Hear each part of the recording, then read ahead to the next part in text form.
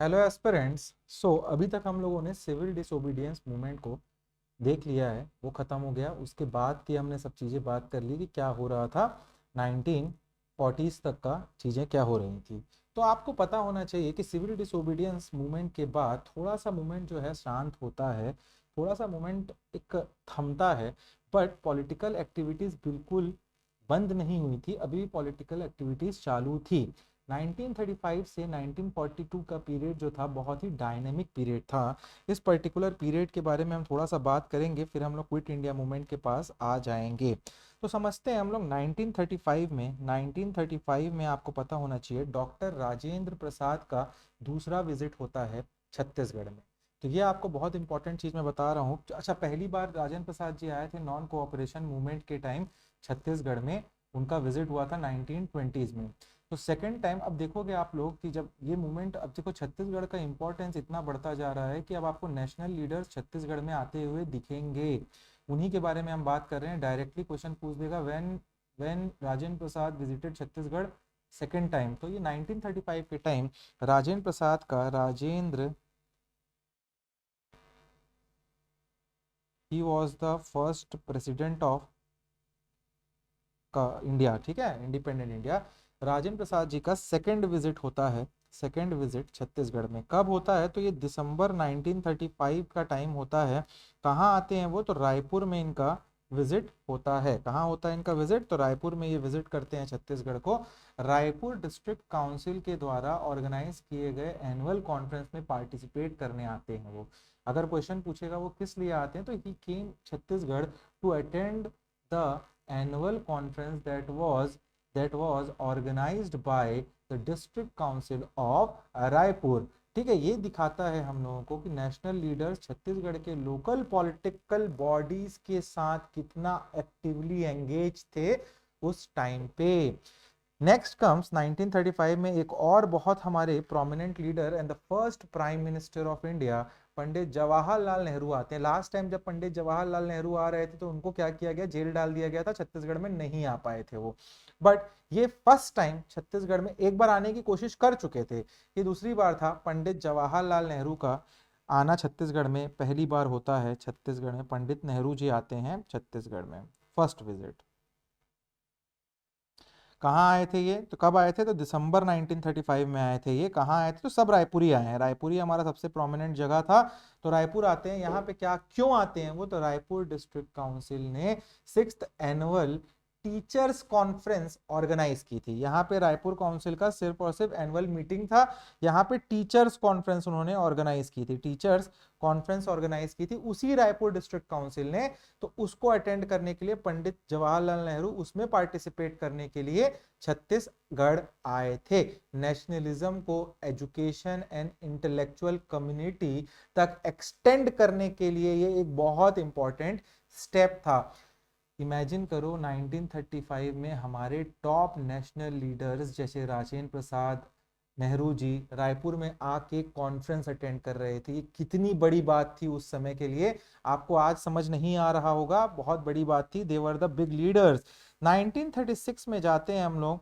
मैं सारे event cover कर रहा हूं, I am not leaving any event जो छत्तीसगढ़ हिस्ट्री में हुआ है, ठीक है। तो 1936 में सेंट्रल प्रोविंस बेरार के साथ मर्ज हो जाता है। आप आखिर में देखोगे आजादी के टाइम सीपी एंड बेरार लिखा होता है। तो बेरार एक्चुअली कहाँ है? तो जैसे ये छत्तीसगढ़ है, ठीक है, ये छत्तीसगढ़, यहाँ ये मध्य प्रदेश है, यहाँ ये हैदराबाद है। तो ये हैदराबाद के साथ ही ये कॉन्स्टिट्युएंसी हुआ करती थी। ये बेरार का जगह है, ये वाला जो जगह है ये बेरार का जगह है। तो इसको आप सेंट्रल प्रोविंस के साथ, ये सीपी था तो सीपी के साथ मर्ज कर दिया गया बेरार को। और ये पहले हैदराबाद के अंदर आता था, प्रिंसली स्टेट के अंदर। तो एक्चुअली ये पहले भी हुआ था 1903 में। हैदराबाद की प्रिंसली स्टेट के अंडर बरार का ये जो हैदराबाद प्रिंसली स्टेट है उसके अंडर आता था, मगर बरार का जो एडमिनिस्ट्रेशन था वो 1903 में सेंट्रल प्रोविंस के चीफ कमिश्नर को दे दिया गया था। अभी तक वो लीगल सैंक्शन कुछ नहीं हुआ था, बट ऐसा एक बना दिया गया था स्थिति कि वो हैदराबाद प्रिंसली स्टेट के अंडर था, बट जो बेरार रीजन था स्पेसिफिकली वो सेंट्रल प्रोविंस पे जो चीफ कमिश्नर हुआ करते थे उनके अंडर उसका एडमिनिस्ट्रेशन को दे दिया गया था 1903 पे। बट ऑफिशियल मर्जर कब हुआ? तो 1936 में ऑफिशियल मर्जर हमको देखने को मिलता है। क्यों हुआ? एडमिनिस्ट्रेशन को सिंप्लीफाई करने के लिए अक्टूबर 24 1936 को बेरार को ऑफिशियली अगर क्वेश्चन में आएगा, अगर क्वेश्चन पूछता है एडमिनिस्ट्रेशन कब उसका ट्रांसफर हुआ तो 1903, बट अगर बोलेगा ऑफिशियली कब इसको सीपी के साथ जोड़ दिया गया तो 1936 में एडमिनिस्ट्रेशन को सिंप्लीफाई करने के लिए उस प्रोविंस को मर्ज कर दिया गया। इससे हमको नया एक प्रोविंस देखने को मिला, CPN Berar, central province and Berar. इस टाइम पे जो हमारे बिलासपुर से ई राघवेंद्र राव जो आते हैं उनको 1936 में सेंट्रल प्रोविंस का 1936 में ई राघवेंद्र राव को क्या किया गया? ई राघवेंद्र राव को टेम्पररी गवर्नर अपॉइंट किया गया सीपी और बरार का। बहुत बड़ी बात थी, टेम्पररी गवर्नर अपॉइंट किया गया। ठीक है, तो ये आपको पता होना चाहिए। इसके बाद आपको पता होगा 1935 जो गवर्नमेंट ऑफ इंडिया एक्ट 1935 आता है उसमें इलेक्शंस का प्रोविजन होता है और इसके बाद इलेक्शंस होते हैं पूरे भारत देश में। तो 1937 में, फिर 1936 के बाद अगले बार तो 1937 ही आएगा, 38 तो आ नहीं सकता। तो 1937 में यहाँ पे प्रोविंशियल असेंबली इलेक्शंस होते हैं पूरे इंडिया में और वैसे ही छत्तीसगढ़ में भी होते हैं।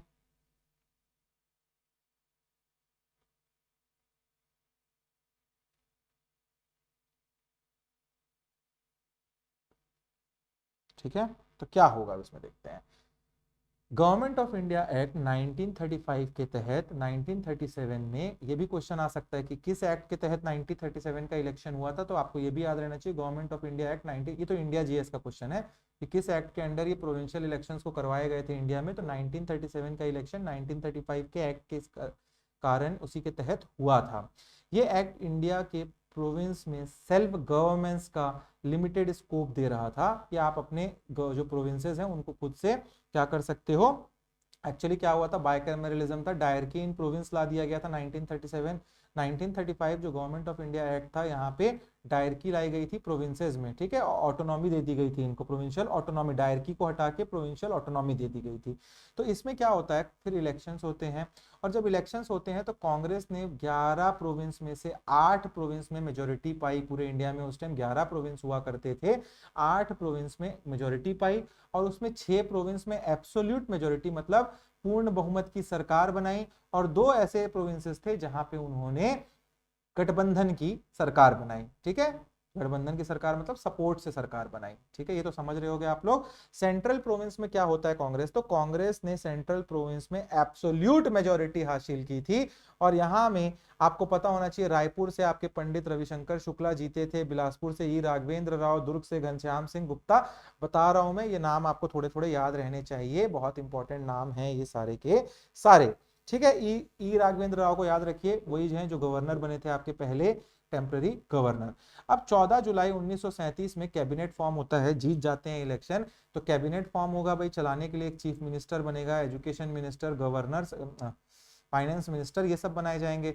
तो उस टाइम जब पहली बार ये इलेक्शन होता है, ये फर्स्ट टाइम कौन बनेगा चीफ मिनिस्टर और सेकंड टाइम कौन बनेगा, तो पहली बार जब इलेक्शन 37 का होगा तो सीएम बनते हैं आपके नारायण भास्कर खरे।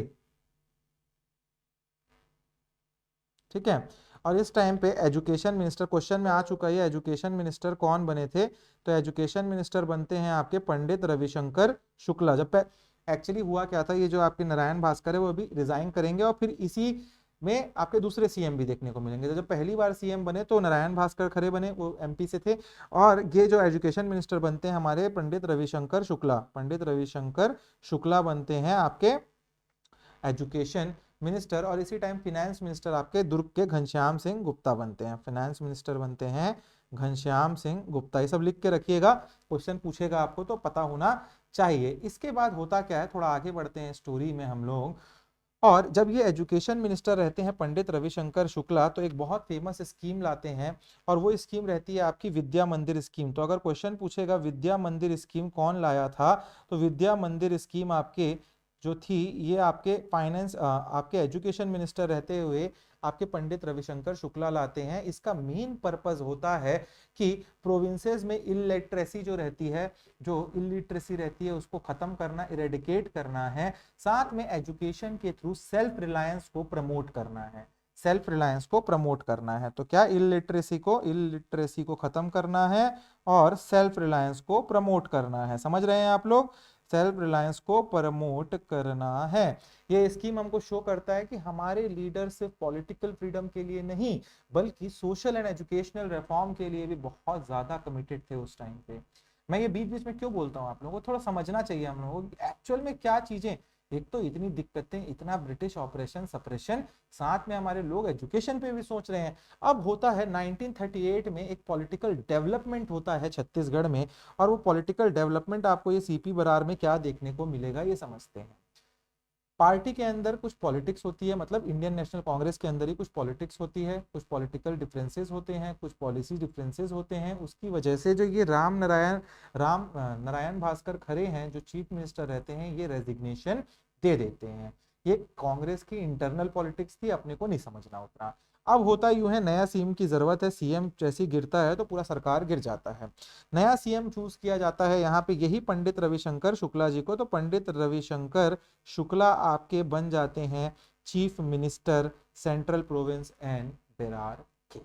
इसके बाद आपको पता होना चाहिए इनका फोकस रहता है गांधीयन प्रिंसिपल्स के ऊपर और सोशल रिफॉर्म्स को ये प्रमोट करना चालू करते हैं।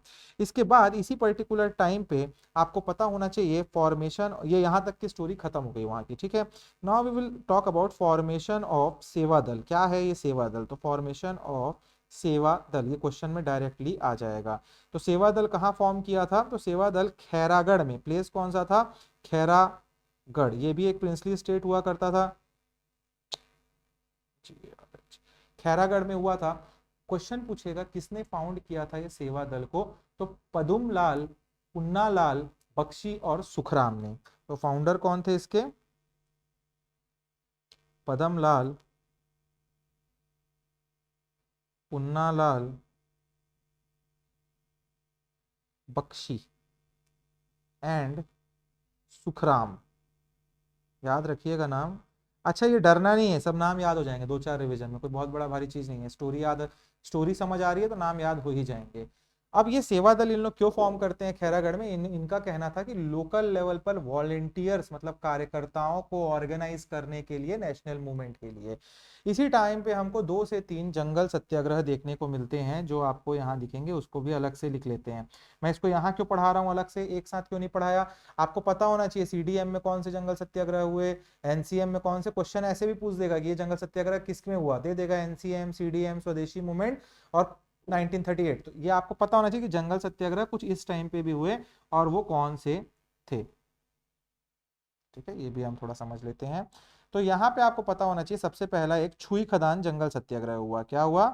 छुई खदान।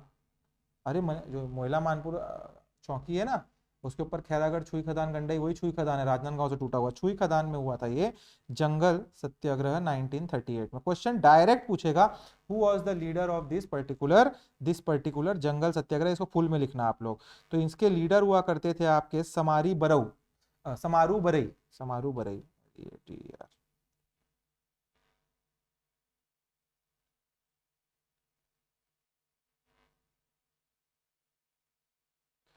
ठीक है, कौन लीडर थे इस जंगल सत्याग्रह के? छुई खदान में समारू बरई, ठीक है, समारू बरई। अब हुआ क्या, ये सत्याग्रह क्यों हुआ?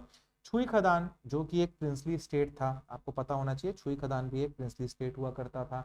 वहां गवर्नमेंट एक्सप्लॉयटेशन के खिलाफ स्टेट कांग्रेस स्टैब्लिश की गई और लोग वहां पे मोबिलाइज होके उसके विरोध में जंगल सत्याग्रह कर रहे थे। सिंपल सा लॉजिक है। सत्याग्रही जो थे गांधी की तरफ, सॉरी, सत्याग्रही जो थे वो गंडई की तरफ मार्च कर रहे थे। खैरागढ़, छुई खदान, गंडई एक डिस्ट्रिक्ट है, तो छुई खदान में ये चालू हुआ। लोगों ने क्या किया, लोगों को ब्रिटिश लोग, जो ब्रिटिश एडमिनिस्ट्रेशन का उसके खिलाफ गुस्सा था, वो जो सत्याग्रह वहां मोबिलाइज होते हैं, कांग्रेस एसोसिएशन बनाते हैं और गंडई की तरफ मार्च करना शुरू कर देते हैं। बट उन्हें बीच में ही सबको अरेस्ट कर लिया जाता है और धक्का देके छुई खदान वापस भेज दिया जाता है। मेन इंसाइट क्या था यहाँ पे कि प्रिंसली स्टेट भी ब्रिटिश अथॉरिटी के खिलाफ रेजिस्टेंस बढ़ा रहे थे। अब पहले उतना ज्यादा रेजिस्टेंस नहीं होता था, बट अभी आखिर आखिर में ब्रिटिश जो लोग हैं उनके खिलाफ जो प्रिंसली स्टेट है वो भी बहुत ज्यादा प्रेशराइज करेंगे उनको। नेक्स्ट आपको इस टाइम पे एक और देखने को मिलेगा, वो है आपका बद्रा टोला सत्याग्रह, बद्रा टोला जंगल सत्याग्रह। ये आपको डेट दिखेगा 21 जनवरी 1939 के टाइम पे। और इसके भी लीडर आपको पता होना चाहिए, लीडर थे रामधीन गोंड। कौन थे? गोंड पीपल थे, रामधीन गोंड। ये बहुत इंपॉर्टेंट है, मार्टियर भी हुए थे, इसलिए आपको पता होना चाहिए। राजनांदगांव स्टेट में ये बद्रा टोला पड़ता है। राजनांदगांव स्टेट में डोंगरगढ़ के पास बद्रा टोला विलेज में स्टेट कांग्रेस वर्कर ने जंगल सत्याग्रह ऑर्गेनाइज किया। ब्रिटिश फोर्सेस ने अनआर्म्ड सत्याग्रहीज पे लाठीचार्ज कर दिया और गोली भी चलाई, जिससे कई लोग इंजर्ड हुए और कैजुअलिटीज भी हुई, कुछ लोग अपनी जान से आंत हो गए। रामधीन गोंड इस इंसिडेंट में मार्टियर हुए, शहीद हो गए। ये जो रामधीन गोंड जो लीडर थे वो इसी इंसिडेंट में, ये गोलीबारी में मार्टियर हो जाते हैं। उनका सेक्रीफाइस हमको आज भी याद है और हम जीवन भर याद रखेंगे। फरवरी 1939 में राजनांदगांव रेलवे स्टेशन पर आगे के एक्शन प्लान पर डिस्कशन किया गया और बहुत सारे कांग्रेसमैन को वहां पे पता चल जाता है उनको कि क्या है कि इसके बाद जब ये पूरे के पूरे लोग जाते हैं रेलवे स्टेशन में, खड़े होके चाय पीते हुए बातचीत कर रहे होते हैं कि क्या हुआ, कैसे आगे इसको अब किया जाए, तो ये ब्रिटिशर्स आते हैं और इन सबको पकड़ के जेल में ले जाते हैं। गांधी जी ने मूवमेंट को सस्पेंड करने का सलाह दिया, इंडिया लेवल पे भेजा वहां से, और सत्याग्रही इसको फिर विड्रॉ कर लेते हैं। तो याद रहना चाहिए, बद्रा टोला सत्याग्रह थोड़ा सा वायलेंट हो गया। गांधी जी ने बोला कि बस बस बंद करो इस सत्याग्रह को, ठीक नहीं जा रहा है ये, और ये सत्याग्रह को विड्रॉ कर लिया गया। ये सत्याग्रह हमको दिखाता है कि ट्राइबल एरिया में रेजिस्टेंस कितना स्ट्रांग हो रहा था उस पर्टिकुलर टाइम में, और ब्रिटिश रिप्रेशन कितना ब्रूटल होता जा रहा था। गोली, लाठीचार्ज तो लाठीचार्ज, गोली भी चलने लगी थी। तो हमने यहां देखा दो अभी बहुत मेजर जंगल सत्याग्रह जो इस टाइम पे हुए। Next we will talk about the 1940s individual Satyagraha. Individual Satyagraha बहुत इंपॉर्टेंट है, इसका भी कॉन्टेक्स्ट में आपको अभी समझाता हूं।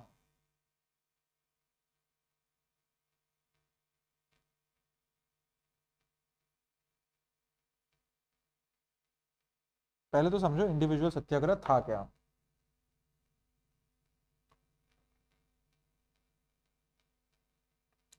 वर्ल्ड वॉर 2 के दौरान ब्रिटिश पॉलिसीज के खिलाफ सिंबॉलिक प्रोटेस्ट के रूप में महात्मा गांधी ने इंडिविजुअल सत्याग्रह लॉन्च किया।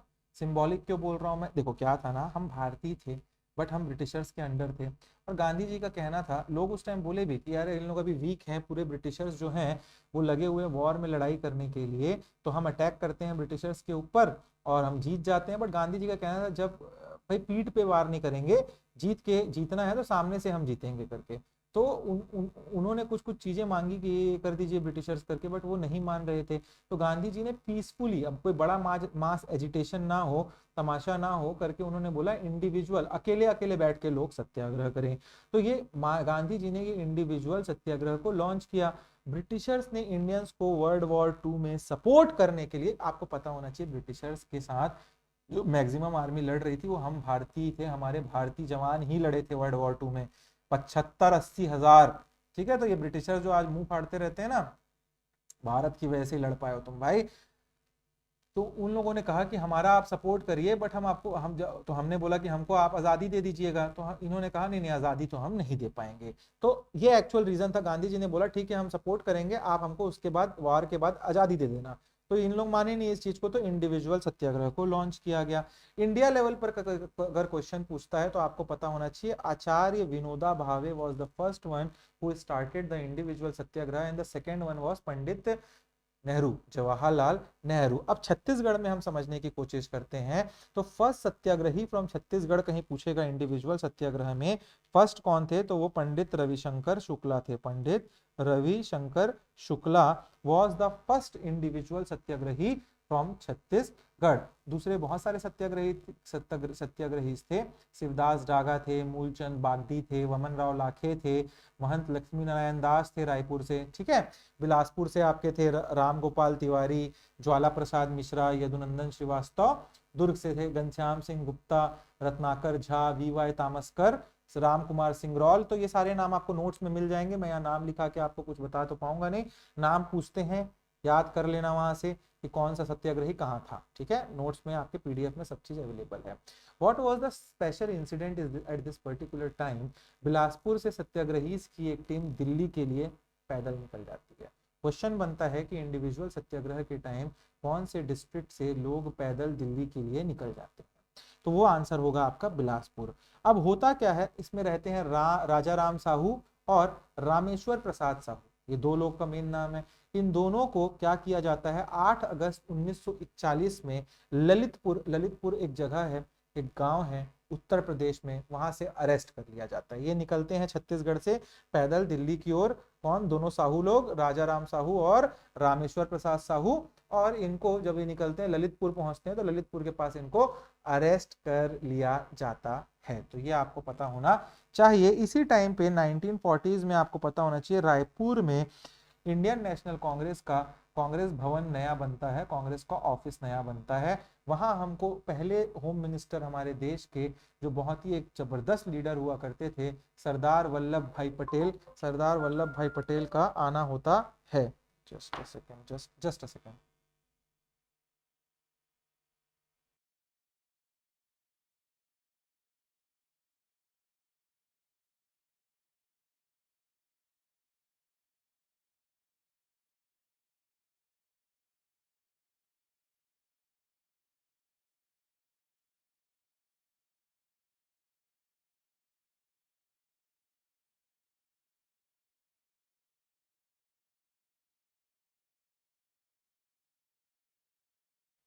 सो वे वर वी, हाँ, तो मैंने आप लोग, sorry for that, it was a call from our technical team.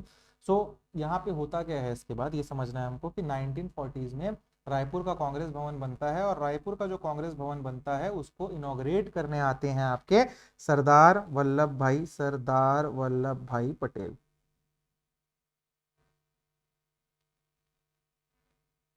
ठीक है, तो ये आपको बहुत अच्छे से पता होना चाहिए। इसके बाद नेक्स्ट हमको देखना है, क्रिस्प मिशन आता है। अब होता क्या है कि 1942 का टाइम रहता है, ये वॉर अभी भी चल ही रहा है, और इंडिया में अब देखते हैं थोड़ा लोग अब एजिटेट करने लगे, वॉर लंबा चल रहा है करके। तो यहाँ पे जो स्टैनफोर्ड क्रिस्प रहते हैं, ब्रिटेन में उस टाइम पे मिनिस्टर रहते हैं, उनको भेजा जाता है क्रिस्प का मिशन लेके, ठीक है। इन्हीं के नाम पे ये मिशन रहता है। इसमें होता क्या है, इसमें हमारे ई राघवेंद्र राव का बहुत इंपॉर्टेंट रोल है, ई राघवेंद्र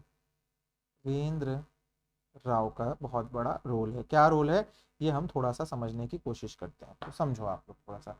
वर्ल्ड वॉर 2 में ब्रिटेन पर इंडिया को फेयर पॉलिटिकल ट्रीटमेंट देने का बहुत प्रेशर बन रहा था। स्टैनफोर्ड के क्रिस्प जो है वो मिनिस्टर होते हैं उस टाइम पे ब्रिटेन गवर्नमेंट में, पार्लियामेंट में। वो एक प्रपोजल लेके, उनको एक प्रपोजल दिया गया जिसमें वॉर के बाद इंडिया को डोमिनेंट स्टेटस देने का एक वादा किया गया, एक इलेक्टेड कॉन्स्टिट्यूएंट असेंबली बनाने का वादा किया गया।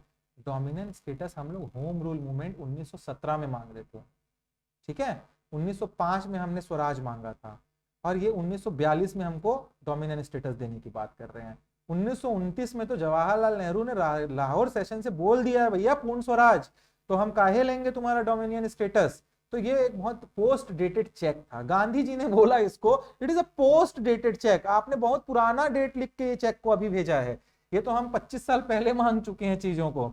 This was what it was there, post dated cheque called by Gandhi ji.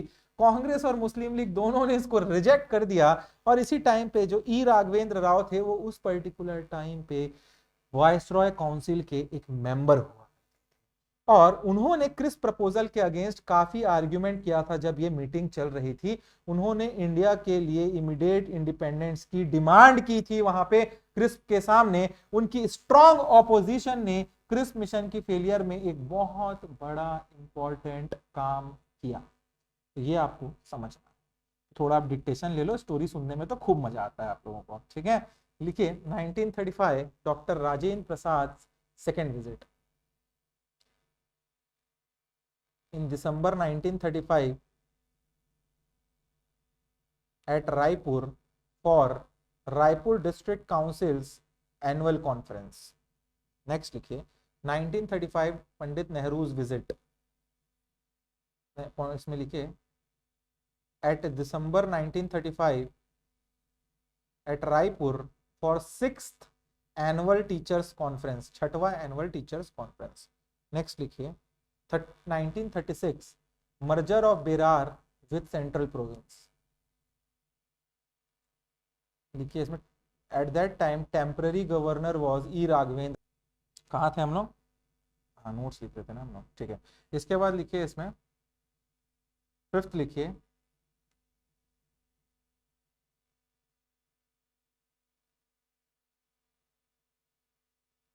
1937 provincial assembly election.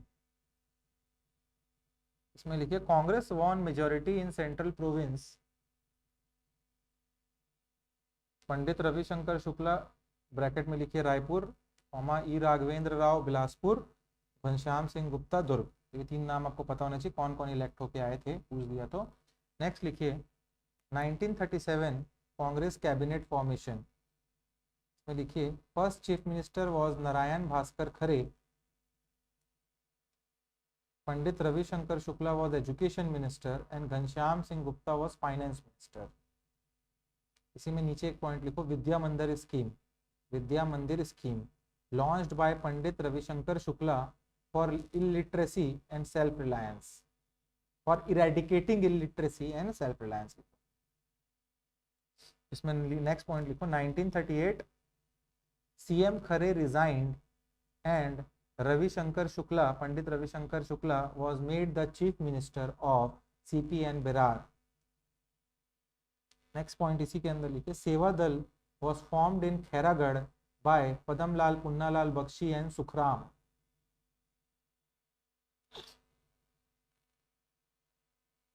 Next लिखिए 1939 नहीं 1940 लिखिए इंडिविजुअल सत्याग्रह। तो दोनों लिख लिया आप लोगों ने, ये तो आप लोगों ने लिख ही लिया होगा ना, ये दोनों को छुई खदान और इसका ये सब बनाते गए हो ना साथ में।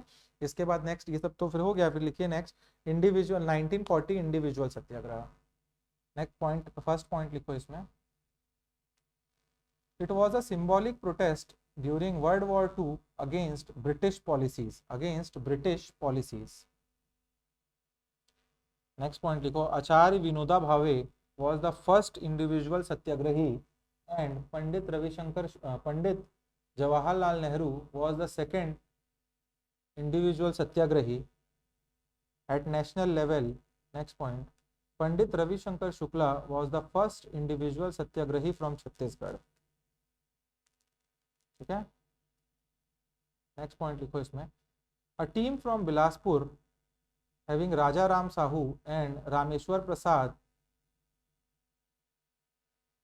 started a march from Bilaspur to Delhi where these both were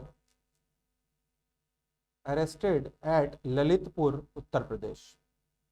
Next point लिखो 1940 सरदार Patels visit for inauguration of Congress Bhavan in Raipur। Next लिखिए 1942 ई Raghavendra Rao who was the member of Viceroy Council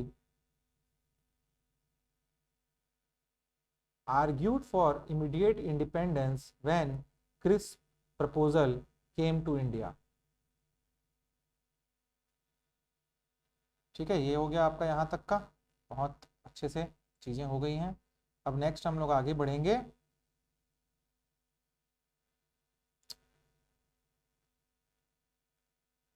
अब हम लोग बढ़ेंगे क्विट इंडिया मूवमेंट की ओर। तो यहाँ पे मैंने पहले से प्रिपेयर कर लिया आप लोग के लिए, कुछ भी छूटे ना करके, ठीक है। समझते हैं थोड़ा तो all right civil disobedience movement के बाद ब्रिटिशर्स ने इंडिया को वर्ल्ड वॉर II में क्या किया, घसीट लिया, सीधा मैं ऐसे ही बोलूंगा भाई, हमको कोई शौक नहीं था वर्ल्ड वॉर 2 में जाके लड़ने झगड़ने का, हमको घसीट लिया गया, इंडियंस को बिना पूछे उनके रिसोर्सेस को बिना पूछे यूज किया गया, इससे काफी डिससेटिस्फेक्शन फैल गया हमारे पूरे देश में। और क्रिस मिशन 1942 में जो आया उसमें भी डोमिनियन स्टेटस की बात की गई और हमको कंप्लीट इंडिपेंडेंस चाहिए था उस पर्टिकुलर टाइम पे। तो इसका भी जो फेलियर रहता है क्रिस मिशन का फेलियर, वो हम सबको क्या करता है, गुस्सा इतना है जो जो बोलते हैं ना रही सही कसर को पूरा कर देता है। एक तो पहले तुम घसीट लिया हमको वॉर में, फिर तुम हमारा इंडिविजुअल सत्याग्रह से कोई आउटपुट नहीं, फिर तुम हमको क्रिस मिशन में भी झुंझुना पकड़ाने आ गए हो। तो यहाँ सब ये रही सही कसर है वो भर जाती है हमारी। और अब गांधी जी को आ जाता है गुस्सा। अब गांधी जी को लगा कि ब्रिटिशर्स को इंडिया छोड़ना ही होगा और गांधी जी ने इसके बाद क्विट इंडिया मूवमेंट को लॉन्च किया। तो होता क्या है, वर्धा में एक प्रपोजल देते हैं गांधी जी। ब्रिटिश रूल से बढ़ती हुई डिससेटिस्फेक्शन के बीच गांधी जी ने प्रपोजल रखा, ब्रिटिशर्स को इंडिया से इमीडिएट विड्रॉ करना होगा, ये गांधी जी कहते हैं। अगर जापान ने, उस टाइम पे जापान जो था वो एक्साइल पावर, उधर पावर था, चल रहे थे इनके मतलब Germany India, Germany Britain, Japan उधर यूएस, ऐसा लड़ाई चल रही थी पूरा, ठीक है। तो जापान म्यांमार तक आ रखा था उस पर्टिकुलर टाइम में। और जब जापान म्यांमार तक आया तो एक एनिमोसिटी बढ़ गई कि अगर जापान इंडिया पे अटैक कर देता है, अगर जापान ने इंडिया पे अटैक किया तो नॉन वायलेंट मास मूवमेंट शुरू हो जाएगा इंडिया में, क्योंकि वहां पे इंडियन नेशनल कांग्रेस भी था और सुभाष चंद्र बोस भी थे वहां पे, इंडियंस भी उनके साथ आ रहे थे। तो एक माहौल गरमाया हुआ था भारत देश में। गांधी जी का एक चैलेंज रहता है, उन्होंने कांग्रेस वर्किंग कमेटी को चैलेंज किया कि अगर उनका प्रपोजल आप एक्सेप्ट नहीं करते हो वर्धा पे, तो वो इंडिपेंडेंटली एक बहुत बड़ा मास मूवमेंट बिना कांग्रेस के नाम के लॉन्च कर देंगे इंडिया में। 14 जुलाई 1942 को वर्धा में एक मीटिंग होती है और इस मीटिंग में इस प्रपोजल जिसको गांधी जी रखते हैं उसको फुल सपोर्ट मिलता है। All India Congress committee meeting होती है इसके बाद, ये वर्धा प्रपोजल की। और यही all India Congress meeting 8 August 1942 को होती है और ये मीटिंग होती है आपकी गावली टैंक बॉम्बे में। और आज की ये बहुत बड़ा मैदान है एक, और ये गावली टैंक जो है आज की डेट में इसको अगस्त क्रांति मैदान भी बोलते हैं अगर बॉम्बे आप गए होगे तो। और इस बॉम्बे के गावली टैंक में ये प्लेस में ऑल इंडिया कांग्रेस की मीटिंग होती है, ठीक है।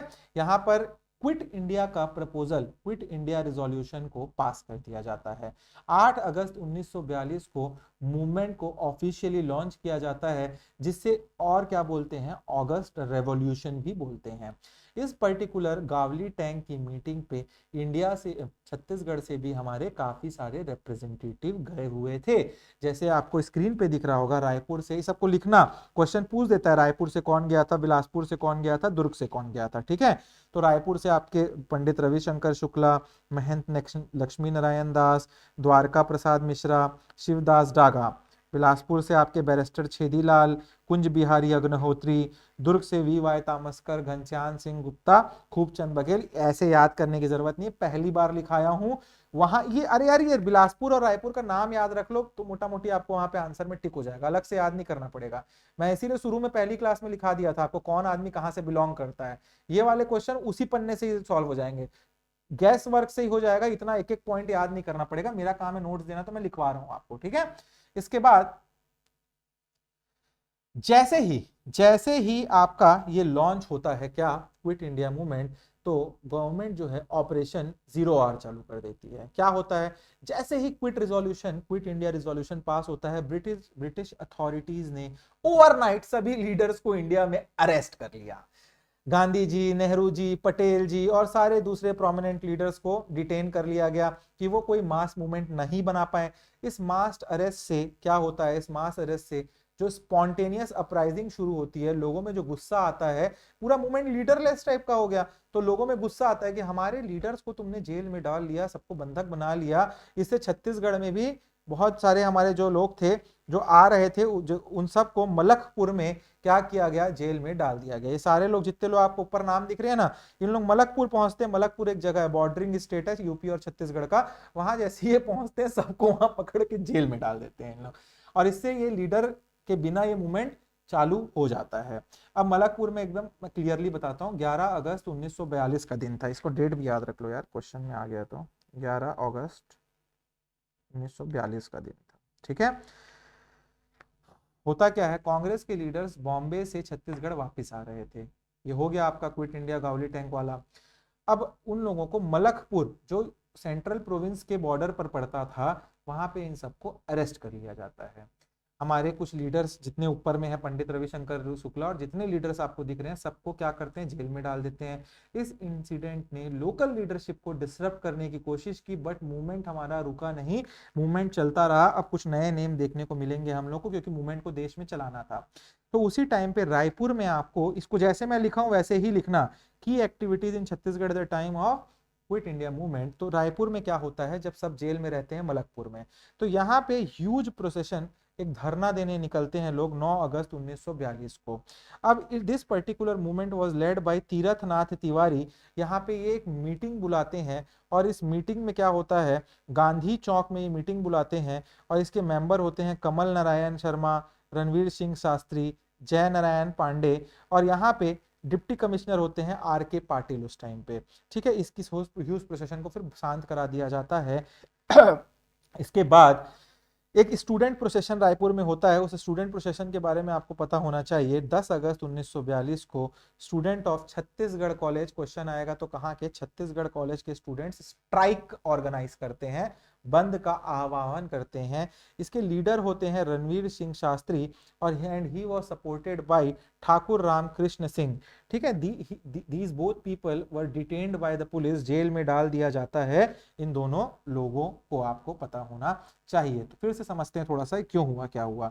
ये 9 अगस्त वाला बोलोगे कि क्यों हो गया, अभी तक तो हमारे छत्तीसगढ़ के लोग अरेस्ट नहीं हुए। तो एक्चुअली 9 अगस्त 1942 को गांधी जी के जैसे ही अरेस्ट का न्यूज आता है, रायपुर में सारे शॉपकीपर्स ने प्रोटेस्ट करने के लिए अपने शॉप के शटर को गिरा दिया, शॉप बंद कर दिया। स्कूल्स और कॉलेज ने भी अपने अपने कॉलेज और स्कूल को उस दिन के लिए बंद कर दिया। और इसी टाइम पे तीरथनाथ तिवारी ने गांधी चौक पर क्या किया था, ये ह्यूज प्रोसेशन किया था। ठीक है, लोगों को मूवमेंट में पार्टिसिपेट करने के लिए, मोटिवेट करने के लिए इन्होंने ये प्रोसेशन किया था। 10 अगस्त 1942 को, 10 अगस्त 1942 को क्या होता है, छत्तीसगढ़ कॉलेज के जो स्टूडेंट्स होते हैं वो प्रोटेस्ट ऑर्गेनाइज करते हैं, जिन्होंने मूवमेंट में क्रूशियल रोल प्ले किया। रणवीर सिंह शास्त्री ने एक लार्ज स्टूडेंट प्रोसेशन लीड किया, एंटी ब्रिटिश स्लोगन्स लगाए गए इसमें, ब्रिटिश मुर्दाबाद, ब्रिटिशर्स मुर्दाबाद टाइप के, और ये मूवमेंट में आपको इन दोनों को जेल में डाल दिया गया। ठीक है, इसके बाद क्या होता है, थोड़ा सा और स्टोरी आगे बढ़ती है। इसके बाद ये जो दोनों के दोनों हैं, इनको जेल में डालते हैं, उसके बाद फिर रणवीर सिंह शास्त्री को फिर जेल से छोड़ दिया जाता है। फिर रणवीर सिंह शास्त्री निकलते हैं, रणवीर सिंह शास्त्री बाहर निकलते हैं, और ये क्या करते हैं, रणवीर सिंह शास्त्री ठाकुर सच्चिदानंद ठाकुर के साथ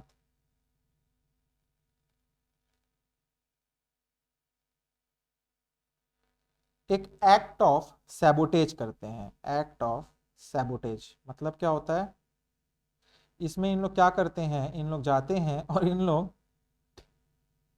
टेलीफोन्स वायर काट देते हैं ब्रिटिशर्स के, इन लोग जाके रेलवे ट्रैक को उखाड़ देते हैं, ताकि ब्रिटिशर्स कम्युनिकेशन और ट्रांसपोर्ट ना कर पाए, उनका पूरा डिसरप्शन हो जाए। अगर किसी को पुलिस भेजनी है तो ट्रेन से भेजेंगे, फोन में बात करना हो तो फोन के वायर काट दिए। तो किसके साथ, ठाकुर सच्चिदानंद के साथ रणवीर सिंह शास्त्री जेल से निकलने के बाद ये काम करते हैं, एक्ट ऑफ सैबोटेज, और फिर इन दोनों को पकड़ के जेल भेज दिया जाता है। ठीक है, तो ये आपको पता होना चाहिए इतनी चीजें। इसके बाद the next important thing was Agradoot magazine. Agradoot एक न्यूज़पेपर रहता है, ये स्क्रीन पे लिखा है ना आपके। अगरदूत न्यूज़पेपर ने क्विट इंडिया मूवमेंट के दौरान नेशनलिस्ट सेंटिमेंट्स को फैलाने में बहुत इंपॉर्टेंट भूमिका निभाई। ये क्वेश्चन डायरेक्टली पूछेगा इसमें कि अगरदूत न्यूज़पेपर किसने पब्लिश किया, तो Keshav Prasad Verma and Swaraj Prasad Dwivedi.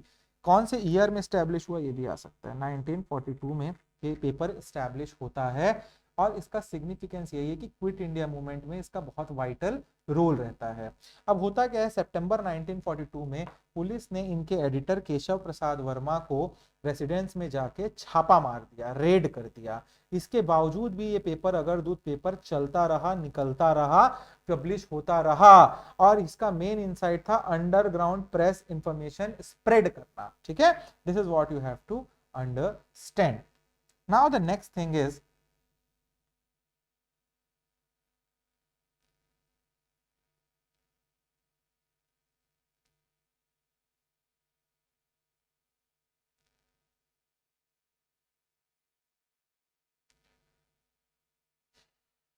Just a second, अब हम लोग समझते हैं थोड़ा सा कि क्या होता है, कब कब कहाँ कहाँ होता है। ठीक है, तो दुर्ग में क्या होता है, बिलासपुर में क्या होता है, हम लोग ये देखेंगे अभी। ठीक है, सबसे पहले हम लोग देखते हैं बिलासपुर में क्या होता है।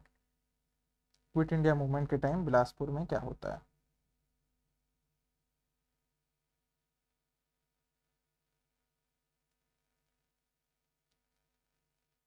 अरेस्ट होता है पहले तो।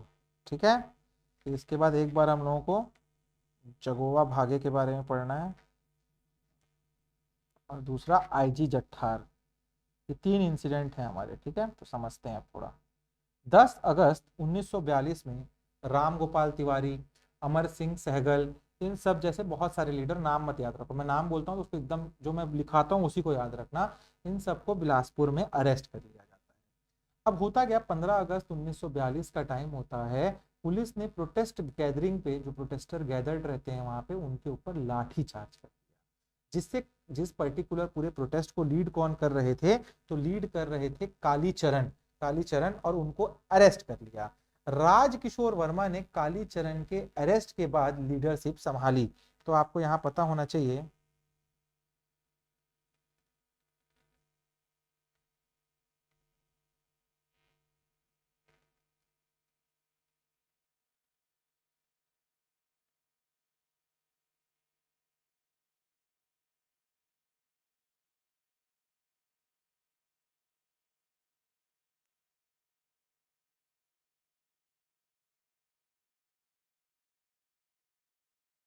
ठीक है, तो यहाँ पे कालीचरण को उन्होंने क्या कर दिया, अरेस्ट कर लिया। इसके बाद राजकिशोर वर्मा, राजकिशोर वर्मा क्या बनते हैं, राजकिशोर वर्मा इसके बाद इस पर्टिकुलर मूवमेंट का लीडरशिप को संभालते हैं। स्टूडेंट्स ने massive protest, massive procession, massive protest organise किया वहां पे बिलासपुर में, और इंडिया के कंप्लीट इंडिपेंडेंस की डिमांड को बहुत मजबूती से ब्रिटिशर्स के सामने रखा। इसी के बाद आपको पता होना चाहिए कि 22 अगस्त 1942 में सेक्शन 144 लगा दिया गया पूरे के पूरे इलाके में, जहां पे कहीं भी पब्लिक गैदरिंग नहीं हो सकती, 4 से ज्यादा लोग कहीं खड़े नहीं हो सकते। तो इसके लिए क्या किया, धारा 144 लगा दी। इसके बावजूद क्या होता है, वहां पे स्टूडेंट्स कंटिन्यूअसली प्रोटेस्ट करते रहते हैं, जिससे पुलिस लाठीचार्ज करती है, और जगहोवा बाग ने डिस्ट्रिक्ट ऑफिस बिल्डिंग पर ट्राई कलर फ्लैग वहां पे कर दिया। तो यहाँ पे क्या हुआ, स्टूडेंट प्रोसेशन लीडर रहते हैं ये, धारा 144 लगा रहता है, फिर भी ये क्या करते हैं, एक 15 अगस्त को यहाँ स्टूडेंट प्रोसेशन होता है, और 22 अगस्त, डेट याद रखना, 1942 में ये जगोआ भाग जो हैं आपके, जगोआ बाग, he hoisted tricolour flag at Bilaspur district office building.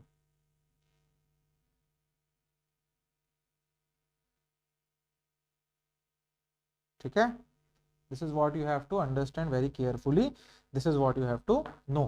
ठीक है, यहाँ पे फिर नेक्स्ट आपका कोई इंसिडेंट है क्या, तो जी हाँ, यहाँ पे एक और इंसिडेंट भी आपको देखने को मिलेगा, बता रहा हूँ मैं आपको। तो ये देख लीजिए आप लोग, ये इंसिडेंट है आपका आईजी जट्ठार। आईजी क्या होते थे, ये पुलिस के आईजी थे, और ये जट्टार साहब इनका नाम हुआ करता था। तो पॉलिटिकल प्रिजनर्स ने जेल में मैट्रेसेस के ऊपर, जो तकिया होता है, गद्दे होते हैं, आईजी जट्ठार जो थे वो एक बार बिलासपुर के सेंट्रल जेल को विजिट करते हैं इसी टाइम पे।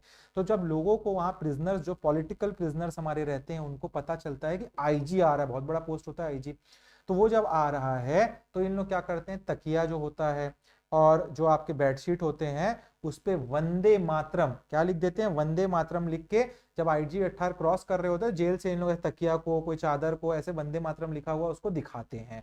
तो ये एक आपको पता होना चाहिए, बहुत इंपॉर्टेंट चीज था। इसमें भूरेलाल को और गणेश प्रसाद को ये एक्ट के लिए काफी धन धनाधन धन भी कर देते हैं इन लोग, लाठी वाठी मार देते हैं ब्रिटिशर्स लोग, ठीक है।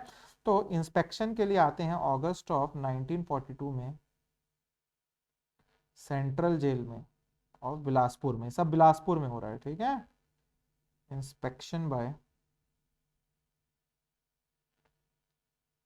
IG-Jattar and he was welcomed at jail by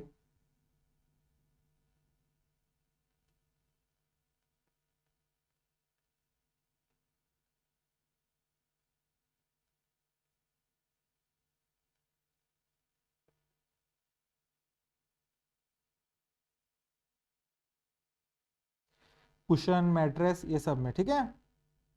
और गांधी जी की जय ऐसे नारे लगा रहे थे उन लोग, कैप वैप में लिख दिए थे, तो ये इस टाइप का माहौल थोड़ा सा हो गया था, आपको ये पता होना चाहिए ना। इसी टाइम पे क्विट इंडिया मूवमेंट के टाइम पे दुर्ग में क्या होता है ये थोड़ा सा हम लोग देख लेते हैं।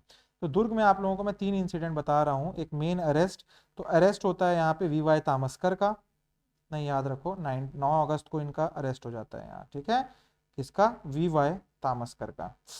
Just a second, there is technical issue.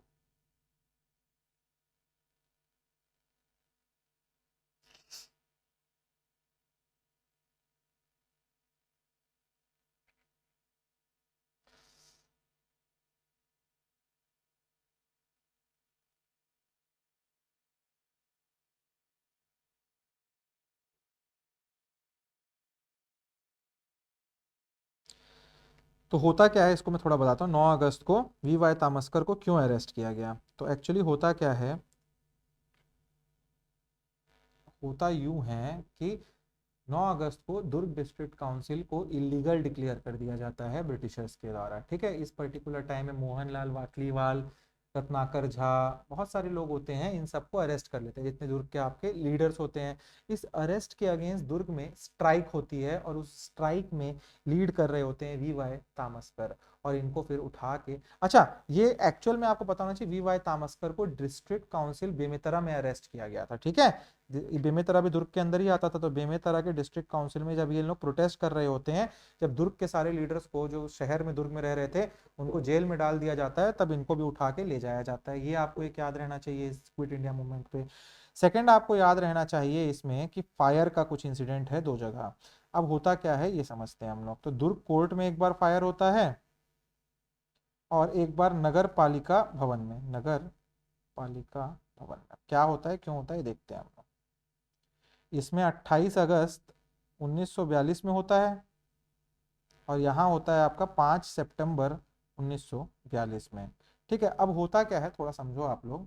तो रघुनंदन प्रसाद सिंगरौल और मोतीलाल श्रीवास्तव, उन दोनों ने मिलकर टेलीफोन्स के वायर को दुर्ग में जो था उसको डिस्ट्रिक्ट, जो दुर्ग डिस्ट्रिक्ट कोर्ट था वहां आग लगा देते हैं उन लोग जाके, और टेलीफोन के वायर जो कलेक्ट्रेट में आ रहे होते हैं कहीं रास्ते रास्ते में सब जगह काट देते हैं। तो ये 2 नाम आपको पता होने चाहिए, रघुनंदन सिंगरौल, ये इंपॉर्टेंट है,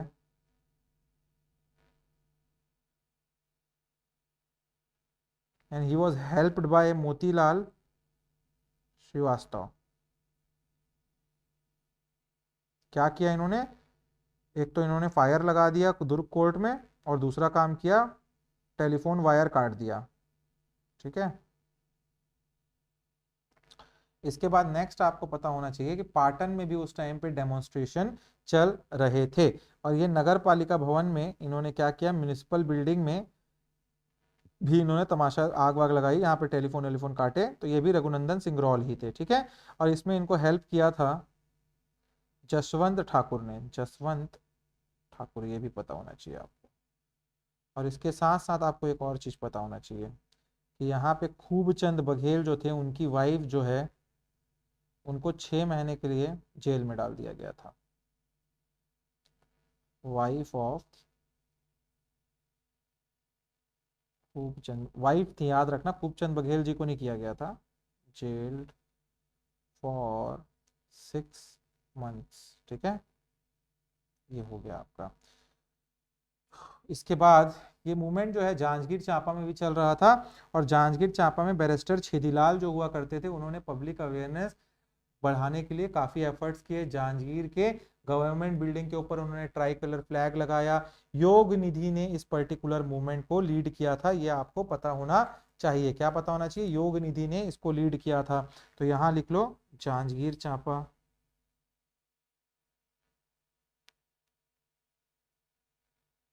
और इसमें लिखिएगा योग निधि, योग निधि led this movement and hoisted tricolor flag इन जांजगीर चांपा। तो ये क्विट इंडिया मूवमेंट के टाइम जांजगीर चांपा में ये चीजें चल रही थी। ठीक है। अब शिवरी नारायण में क्या हो रहा था? तो शिवरी नारायण में भी रूरल जो फार्मर्स थे, लेबर्स थे, वहां मास प्रोसेशन निकाल रहे थे, ऑर्गेनाइज कर रहे थे। ठीक है, तो ये आपको पता होना चाहिए। इसी टाइम पे आपको ये भी पता होना चाहिए कि नागपुर में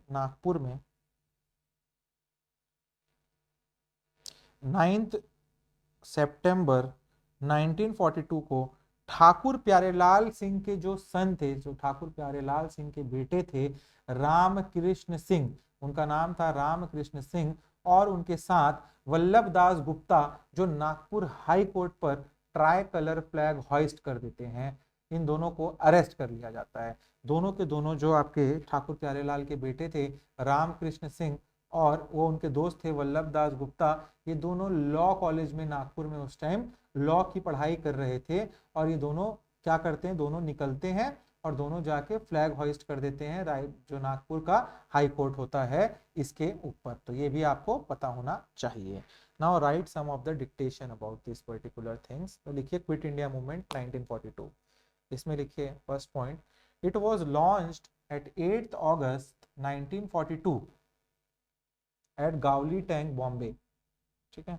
वैसे तो मैंने ऊपर नोट्स पूरे लिखवा दिए हैं आप लोग को, वो भी आपको चलेगा। चार्ट बनाया है हमने, उसमें भी सब है, मैं लिखवा रहा हूँ उसमें भी है। जिसको जैसे अच्छा लगता है वैसे कर सकता है। ये पूरा लिखा है मैंने, वही बताऊंगा मैं चीजें। उसके बाद पीडीएफ भी है आपके पास। मेरा ये मानना है कि हर जगह से आपको चीजें मिल जाए। लिखिए इसमें next point, the proposal of Gandhi's in Wardha for immediate British withdrawal led to quit India movement।